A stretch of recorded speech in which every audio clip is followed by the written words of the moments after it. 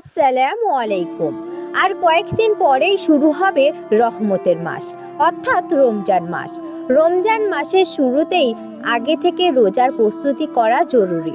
রসুল সাল্লাল্লাহু আলাইহি ওয়াসাল্লাম রমজান মাসের আসার আগেই তিনি রোজার প্রস্তুতি নিতেন এবং কিছু আমল করতেন।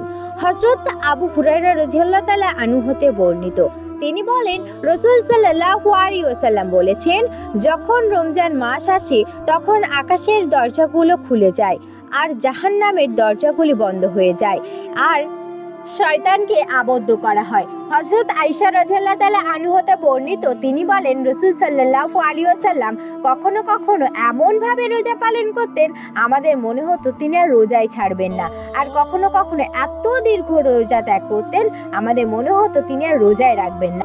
রমজান মাস ব্যতীত তিনি আর কোনো মাস পুরো রোজা রাখেনি, আর শাবান মাসের তুলনায় অন্য কোনো মাসে এত রোজা তিনি পালন করেননি।